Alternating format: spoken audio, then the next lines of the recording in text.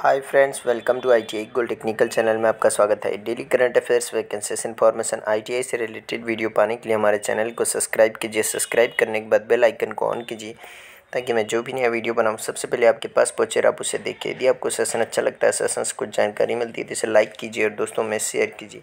Share जरूर कीजिएगा क्योंकि यह कॉम्पिटिशन के लिए तैयारी करने वाले बच्चों के लिए बहुत ही इंपॉर्टेंट सेशन है। चलिए सेशन की ओर चलते हैं। यदि आप अपने चैनल ITI गोल्ड टेक्निकल पर पहली बार आए हो तो इसे सब्सक्राइब कीजिए और अपने दोस्तों से भी जरूर करवाइएगा। आज हम पढ़ेंगे 26 अगस्त 2021 से जितने भी इंपॉर्टेंट करंट अफेयर क्वेश्चन बनेंगे वह इस वीडियो में पढ़ेंगे और इस वीडियो की PDF फाइल की लिंक मैं इसी वीडियो के डिस्क्रिप्शन में दे दूँगा। आप वहाँ से जाकर उसे डाउनलोड कर लीजिए ताकि एग्ज़ाम के टाइम पर आप आसानी से रिविज़न कर सकते हैं। तो आज का हमारा पहला क्वेश्चन है, हाल ही में वांचुआ महोत्सव 2021 कहाँ मनाया गया? तो इस क्वेश्चन का राइट आंसर है option number B, Assam. Assam राज्य में वांचुआ महोत्सव मनाया गया है।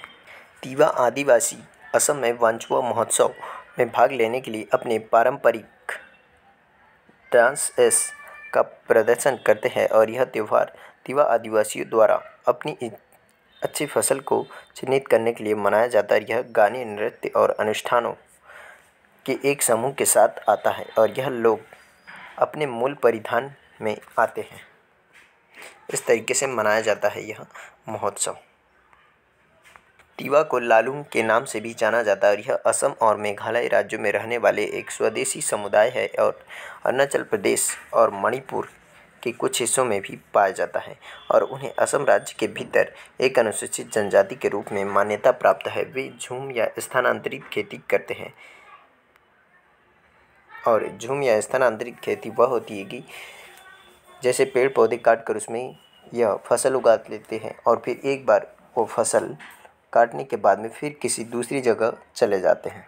यही होती है झूम या स्थानांतरित खेती, यानी कि बदलते रहते हैं ये लोग अपनी खेती को।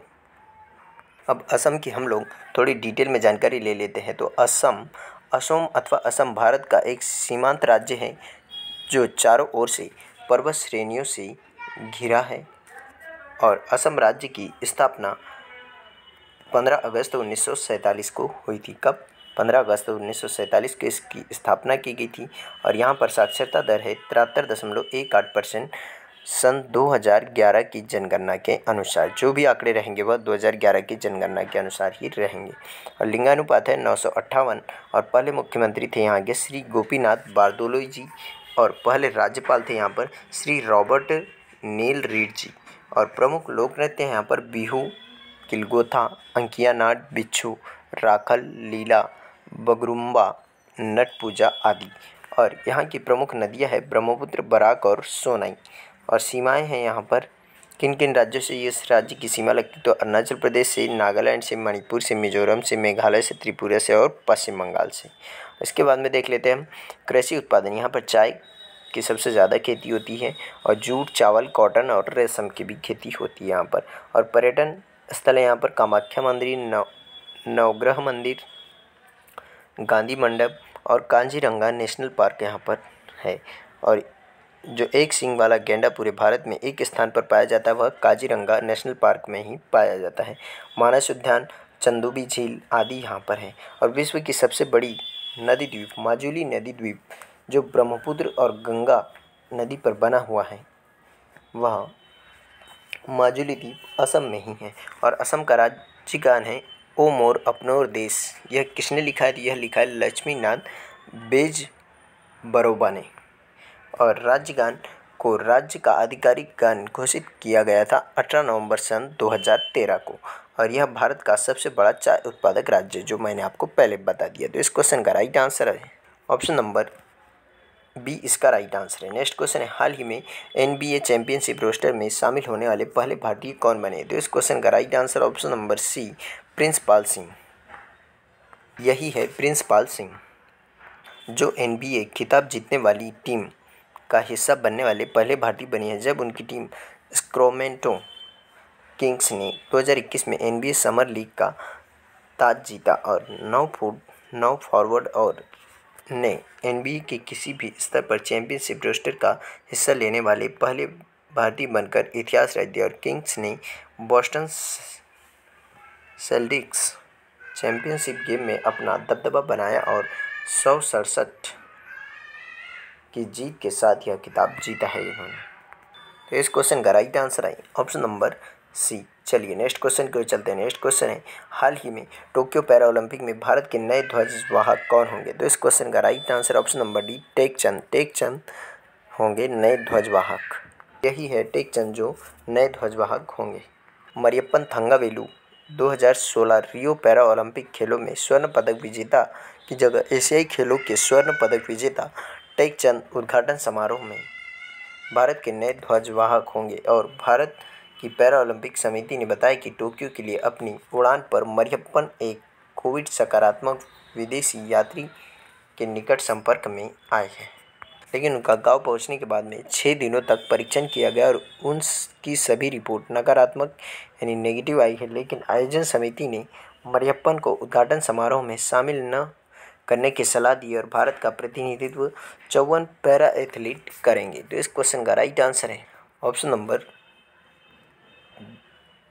डी, इसका राइट आंसर है। चलिए नेक्स्ट क्वेश्चन है, हाल ही में वैश्विक विनिर्माण जोखिम सूचकांक में भारत का स्थान कौन सा है? तो इस क्वेश्चन का राइट आंसर ऑप्शन नंबर ए, भारत का स्थान दूसरा है। भारत एक वैश्विक विनिर्माण केंद्र के रूप में उभरा है और दुनिया का दूसरा सबसे वांछित विनिर्माण गंतव्य बनने के लिए संयुक्त राज्य अमेरिका को प्रभावी ढंग से पीछे छोड़ दिया है। और यहाँ संयुक्त राज्य अमेरिका और विनिर्माण विशाल राष्ट्र चीन सहित अन्य देशों को एक पसंदीदा विनिर्माण केंद्र के रूप में निर्माताओं द्वारा भारत में बढ़ती रुचि को इंगित करता है। और भारत की रैंकिंग कुशमैन एंड वेकफील्ड के अनुसार 2021 वैश्विक विनिर्माण जोखिम सूचकांक में परिलक्षित हुई है। और यह सूचकांक पूरे यूरोप, अमेरिका, एशिया और प्रशांत के 47 देशों का रैंक करता है। इस क्वेश्चन का राइट आंसर ऑप्शन नंबर ए। चलिए नेक्स्ट क्वेश्चन की ओर चलते हैं। नेक्स्ट क्वेश्चन है, हाल ही में किसने आइकॉनिक वीक समारोह की शुरुआत की है? तो इस क्वेश्चन का राइट आंसर है option number B, Anurag Thakur ji ने आइकॉनिक वीक समारोह प्रारंभ किया। यही है केंद्रीय मंत्री अनुराग ठाकुर जिन्होंने यह समारोह प्रारंभ किया है। केंद्रीय सूचना और प्रसारण मंत्री अनुराग ठाकुर ने 23 अगस्त से शुरू होने वाले आज़ादी का अमृत महोत्सव मनाने के लिए कई गतिविधियों की शुरुआत की है। और कार्यक्रमों की श्रृंखला 29 अगस्त तक चलेगी। और मंत्रालय द्वारा आयोजित गतिविधियों का उद्देश्य एक युवा, नए और प्रतिष्ठित भारत की आकांक्षाओं और सपनों के साथ अतीत के स्वतंत्रता संग्राम के मूल्य और गौरव के अभिसरण को प्रदर्शित करना होगा।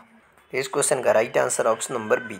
चलिए नेक्स्ट क्वेश्चन की ओर चलते हैं। नेक्स्ट क्वेश्चन है, हाल ही में विश्व आर्थिक मंच का सतत विकास प्रभाव शिखर सम्मेलन 2021 कहाँ होने वाला है? तो इस क्वेश्चन का राइट आंसर ऑप्शन नंबर ए, स्विट्जरलैंड के जिनेवा में यह होने वाला है।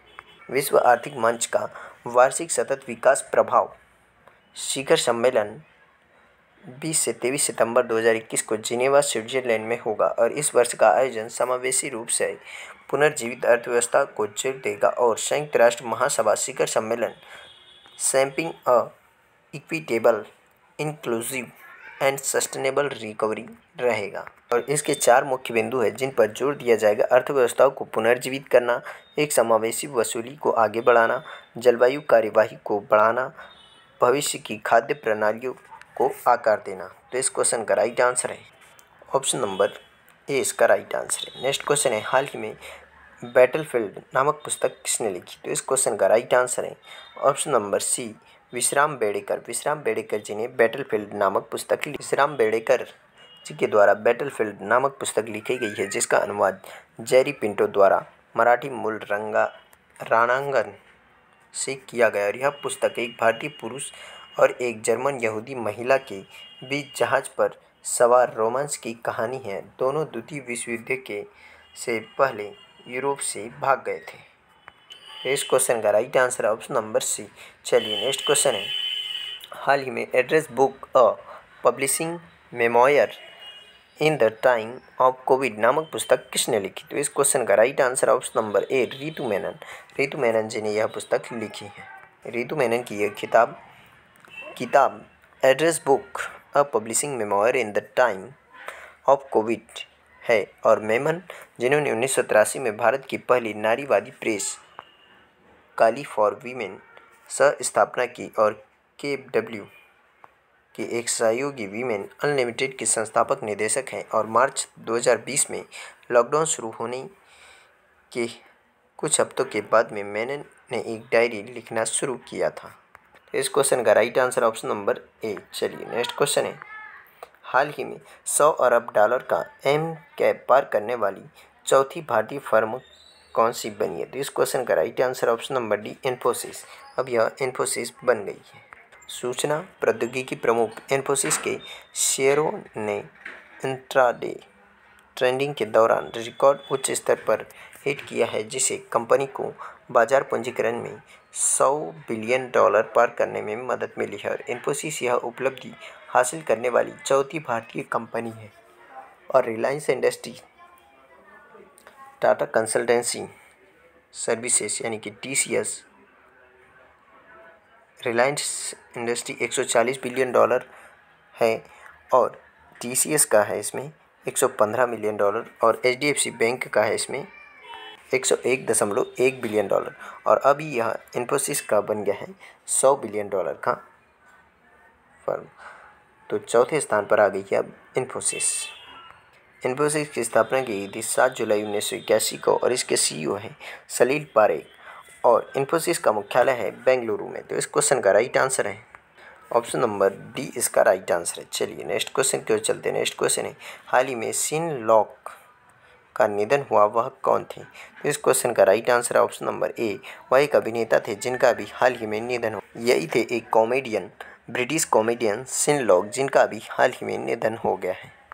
वह ब्रिटेन के बेहतरीन हास्य कलाकारों में से एक थे और उनकी असीम रचनात्मकता, तेज बुद्धि और उनके काम की बेतुकी प्रतिभा ने उन्हें ब्रिटिश कॉमेडी में एक अनूठी आवाज़ के रूप में चिन्हित किया और वर्ष 2000 में सीन लॉक ने सर्वश्रेष्ठ लाइव स्टैंड अप प्रदर्शन के लिए ब्रिटिश कॉमेडी अवार्ड में गोंग जीता है।